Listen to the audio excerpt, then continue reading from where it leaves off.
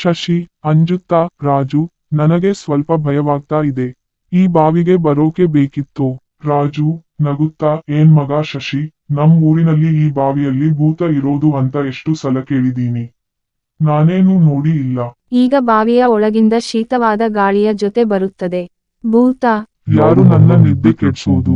ಕಣ್ಣು ಕೀಳ್ತೀನಿ. ಶಶಿ ಕಂಪಿಸಿ, ಅಯ್ಯೋ ರಾಜು, ಕೇಳ್ದಿಯಾ? ಇದು ನಿಜವಾಗಿ ಭೂತನಾ? ರಾಜು ಸಿಡುಕುತ್ತಾ, ಯಾರು ನೀನು?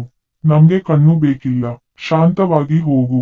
ಭೂತ ಹೇಸರವಾಗಿ, ನಾನು ಈ ಬಾವಿಯ ಭೂತ. 10 ವರ್ಷದಿಂದ ಇಲ್ಲಿ ಕೂರುತ್ತಿದ್ದೀನಿ. ನನ್ನ ಕಣ್ಣು ಒಬ್ಬ ನಂಬಲಿಕೆಗೆ ಕೊಟ್ಟೆ, ಅವನು ಮರಳಿ ಬರ್ಲಿಲ್ಲ.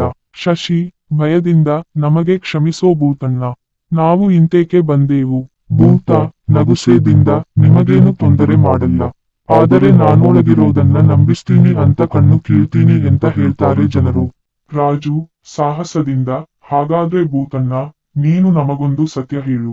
ಹೀಗಾದ್ರೆ ನಾವು ಊರಿಗೆ ಹೆಸರಿಸೋದಿಲ್ಲ ನೀನು ಕಣ್ಣು ಕೀಳ್ತಾ ಅಂತ. ಭೂತ ನಗುತ್ತಾ, ಸರಿ ಮಕ್ಕಳೇ, ನನಗೆ ಕಣ್ಣು ಬೇಡ, ನನಗೆ ಶಾಂತಿ ಬೇಕು. ನೀವು ಈ ಬಾವಿಗೆ ಬರುವುದನ್ನ ನಿಲ್ಲಿಸಿ, ಹೀಗೆಲ್ಲ ಹೆದರಿಸೋದು ನಿಲ್ಲುತ್ತೆ.